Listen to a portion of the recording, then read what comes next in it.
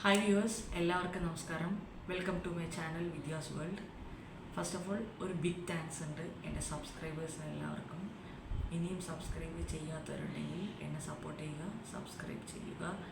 ഞാൻ ഇന്നിവിടെ പോസ്റ്റ് ചെയ്യാൻ പോകുന്ന വീഡിയോ കർണാട്ടിക് വയലിൻ ലേണേഴ്സിന് വളരെ ഹെൽപ്ഫുൾ ആയിരിക്കും ഈ വീഡിയോ. സോ ഞാൻ വളരെ ബേസിക് ആയിട്ടുള്ള കാര്യങ്ങളാണ് ഇന്ന് ഞാൻ എൻ്റെ വീഡിയോയിൽ ഇടാൻ പോകുന്നത്. അതായത് സപ്തസ്വരങ്ങൾ എങ്ങനെയാണ് ഒരു വയലിനിൽ, കർണാട്ടിക് വയലിനിൽ നമ്മൾ എങ്ങനെ സപ്തസ്വരങ്ങൾ വായിക്കും, സരളി വരിശകൾ വായിക്കും, അതാണ് ഞാനിന്ന് ബേസിക് ലെസണാണ് ഞാനിന്ന് ഇന്നത്തെ ഈ വീഡിയോയിൽ പോസ്റ്റ് ചെയ്യുന്നത്. സോ എല്ലാവരും സ്കിപ്പ് ചെയ്യാതെ കാണുക. ആദ്യം ഞാൻ കൂടുതൽ ഇൻട്രൊഡക്ഷൻ പറഞ്ഞ് ആരെയും ബോറടിപ്പിക്കുന്നില്ല. സോ നമ്മൾ ക്ലാസ്സിലേക്ക് കിടക്കുകയാണ്. സോ നമ്മൾ ഈ സപ്തസ്വരങ്ങൾ എന്ന് പറയുമ്പോൾ 7 സ്വരമെന്ന് എല്ലാവർക്കും അറിയാം. ആ 7 സ്വരമായിട്ട് നമ്മൾ വായിക്കുന്നത് 2 സ്ട്രിങ്ങിലാണ്. വയലിനിൽ 4 സ്ട്രിങ് ഉണ്ടെന്നുള്ളതും അറിയാം എല്ലാവർക്കും. സോ നമ്മൾ സപ്തസ്വരങ്ങൾ, സരളി വരിശകൾ ഇതൊക്കെ നമ്മൾ വായിക്കുന്നത് ഈ 2 സ്ട്രിങ്ങിലായിരിക്കും. ഫസ്റ്റ് സ്ട്രിങ്ങും സെക്കൻഡ് സ്ട്രിങ്ങിലായിരിക്കും. ഫസ്റ്റ് സ്ട്രിങ് എന്ന് പറയുന്നത് പായാണ്. അതായത് എൻ്റെ റൈറ്റ് സൈഡിൽ നിന്ന് ഫസ്റ്റ് സ്ട്രിങ് ആണ് ഞാൻ ഉദ്ദേശിക്കുന്നത്. ഇത് പായിൻ്റെ സ്ട്രിങ് ആണ് first string. Second string right സൈഡിൽ നിന്ന് രണ്ടാമത്തെ സ്ട്രിങ് സെക്കൻഡ് സ്ട്രിങ് ആണ്, അത് സായാണ്. ഇത് സാ ആണ് വായിക്കുന്നത്. സോ ഈ 2 സ്ട്രിങ്ങിലേക്ക് നമ്മൾ സപ്തസ്വരങ്ങളും ഇതൊക്കെ വായിക്കുന്നത്. ഞാനപ്പോൾ സപ്തസ്വരങ്ങൾ ഫസ്റ്റ് ഞാൻ പാടാം. അത് കഴിഞ്ഞിട്ട് ഞാൻ വയലിനിൽ വായിച്ച് കാണിക്കാം. സാരി ഗ മ പ ധ നി സ സ നി ധ പ മ ഗ രി സ. ഇങ്ങനെയാണ് പാടുന്നത്. വയലിനിൽ വായിക്കുമ്പോൾ നമ്മൾ സാൻ്റെ സ്ട്രിങ് എന്ന് പറയുമ്പോൾ രണ്ടാമത്തെ സ്ട്രിങ് ആണ്. അപ്പോൾ ഈ രണ്ടാമത്തെ സ്ട്രിങ്ങിലാണ് നമ്മൾ സാ വായിക്കേണ്ടത്. വായിക്കുമ്പോൾ ശ്രദ്ധിക്കുക, ബോ ഇങ്ങനെ തന്നെ പിടിക്കണം എന്ന് ശ്രദ്ധിക്കണം. ഓക്കെ, ഞാൻ വായിക്കാൻ പോകണം.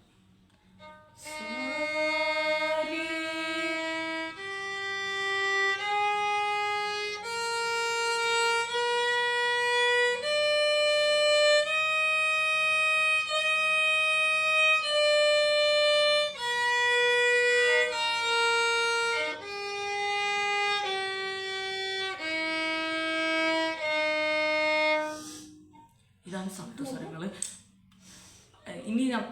ഇനി അടുത്തത് ഞാൻ പറയാൻ പോകുന്നത് Sarali വരിശകളാണ്.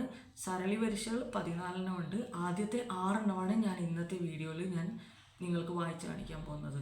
So first one sari sari sari ഗ മ സാരി ഗ മ പ ധ നി സ സ നി സ നി സ നി ധ പ സ നി ധ പ മ ഗ രി സ.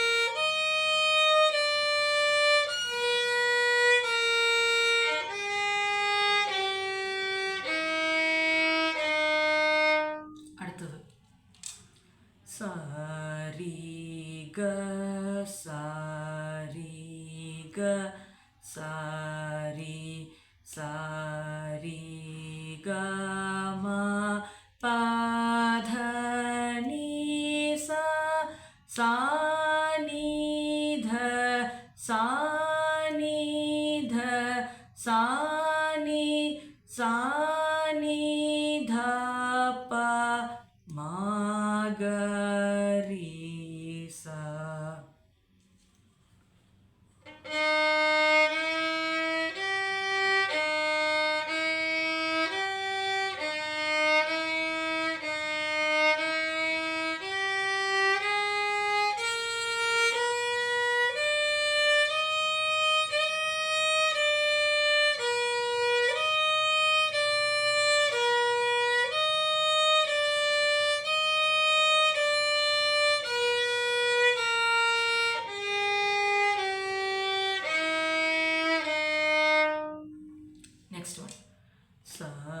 രി ഗ മ സ രി ഗ മ സ രി ഗ മ പ ധ നി സ സാ നി ധ പ സാ നി ധ പ സാ നി ധ പ മ ഗ രി സ.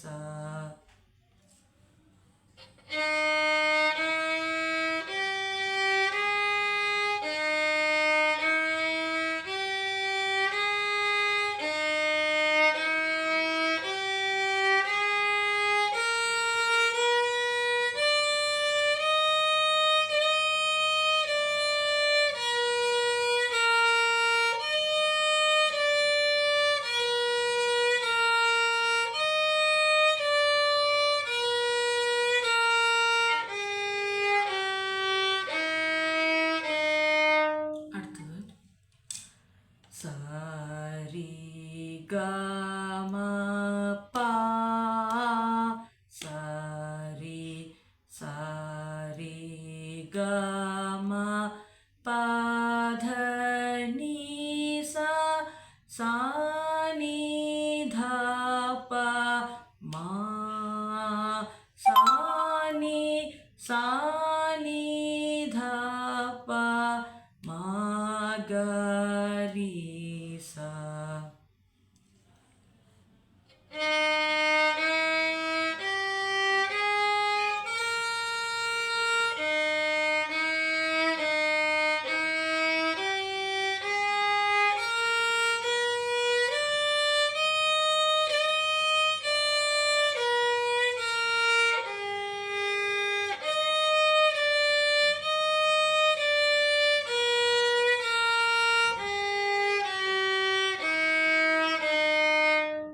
Next one. Sa ri ga ma pa dha sa ri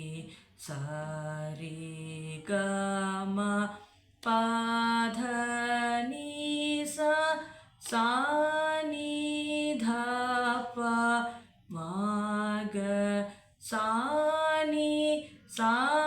ni dha pa ma ga ri sa.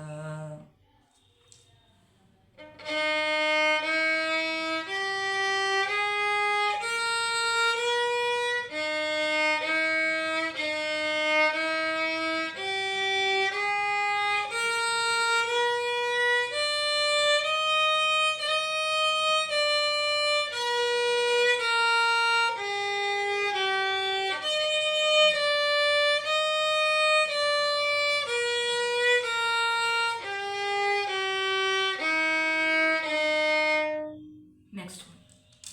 Sa ri ga ma pa dha ni sa ri ga ma pa dha ni sa sa ni dha pa ma ga ri sa ni dha pa ma ga ri sa.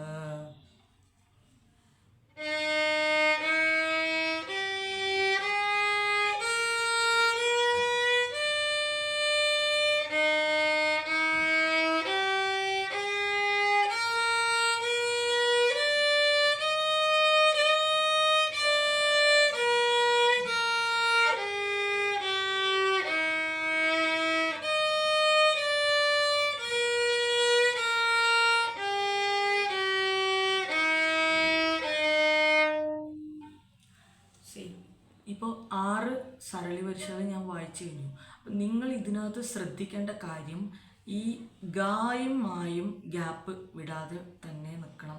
നമ്മൾ രീ വായിച്ച് ഇങ്ങനെ ഇവിടെ രീ വായിക്കും, അതിനുശേഷം ഇവിടെ ഗാ നമ്മൾ വെക്കും. ഏകദേശം ഇത്രയും ഡിസ്റ്റൻസ് ഉണ്ടാവണം. ഗാ ഇങ്ങനെ ഗാ മാ എന്ന് പറയുന്നത് ഗായിൻ്റെ തൊട്ടടുത്ത സ്ഥലമായതുകൊണ്ട് ഗായ്ക്കും മായ്ക്കും ഗ്യാപ്പ് ഉണ്ടാവാൻ പാടില്ല. അപ്പോൾ അടുത്ത വേറെ സ്വരമായി പോകും. അതുകൊണ്ട് നിങ്ങൾ ശ്രദ്ധിക്കണം. ഈ മായാമാളവ ഗൗള എന്നുള്ള രാഗത്തിലാണ് ഇത് ചിട്ടപ്പെടുത്തിയിരിക്കുന്നത്. സോ നമ്മൾ ഈ ഗ വായിക്കുന്നതും മാ വായിക്കുന്നതും വളരെ അടുത്ത് തന്നെ ഇരിക്കണം. എൻ്റെ കൈ ശ്രദ്ധിച്ചോളൂ. ഗായ്ക്കും മായ്ക്കും ഞാൻ ഇവിടെ ഒരിത്തിരി പോലും ഗ്യാപ്പില്ല. മാ ഇങ്ങനെ വായിക്കാൻ പാടില്ല, അത് തെറ്റാണ്. മാ ഇവിടെ തന്നെ ഇരിക്കുക. അതേപോലെ തന്നെ നിങ്ങൾ നീയും സായും അങ്ങനെ തന്നെ വായിക്കണം. ഈ രണ്ട് കാര്യങ്ങൾ നിങ്ങൾ ശ്രദ്ധിക്കണം ബിഗിനേഴ്സ് ആകുമ്പോൾ. പിന്നെ ഒരു കാര്യം ശ്രദ്ധിക്കാനുള്ളത് എന്ന് വെച്ചാൽ, മാ ഇങ്ങനെ മാത്രമായിട്ട് ഇങ്ങനെ പിടിച്ചു കഴിഞ്ഞാൽ അത് എന്തെങ്കിലും ഒരു പ്രശ്നമുണ്ടാവും ആ ഒരു മായ്ക്ക്. അത് കൃത്യമായ ആ ഒരു സൗണ്ട് നമുക്ക് കേൾക്കാൻ പറ്റില്ല. മാ വായിക്കുമ്പോൾ എപ്പോഴും ശ്രദ്ധിക്കുക, ഗായും മായും ഒരുമിച്ച് വെക്കണം. രീ വെച്ചില്ലെങ്കിലും അവിടെ കുഴപ്പമില്ല, രീ വെച്ചില്ലെങ്കിലും കുഴപ്പമില്ല. പക്ഷെ ഗായും മായും ഒരുമിച്ച് വെക്കണം. പാ മാ എന്ന് വായിക്കുമ്പോൾ മായും ഗായും ഇങ്ങനെ ഒരുമിച്ച് വയ്ക്കാനായിട്ടുള്ള കാര്യം നിങ്ങൾ ശ്രദ്ധിക്കണം. സോ ഇന്നത്തെ ക്ലാസ് നമുക്ക് തീർക്കാം. ഇന്നത്തെ ക്ലാസ് കഴിഞ്ഞു. ബാക്കി സരളീകരിച്ചാൽ ഞാൻ അടുത്ത വീഡിയോസിൽ ഞാൻ ഇടുന്നതായിരിക്കും. ഇത് വയലിൻ പഠിക്കുന്നവർക്കായാലും പാട്ടിൻ്റെ കാര്യം പ്രാക്ടീസ് ചെയ്യുന്നവർക്കായാലും എല്ലാവർക്കും ഇത് വളരെ ഗുണമായിരിക്കും ഇത്. Okay, thank you. ഇനിയും സബ്സ്ക്രൈബ് ചെയ്യാത്തവരുണ്ടെങ്കിൽ ദയവേത് സബ്സ്ക്രൈബ് ചെയ്യുക. വീഡിയോ സ്കിപ്പ് ചെയ്യാതെ തന്നെ കാണുക. ഞാൻ എന്തെങ്കിലും ഇതിനകത്ത് ഇനിയും കോൺട്രിബ്യൂഷൻസ് നടത്തണമെങ്കിൽ please do comment in the comment box. Thank you.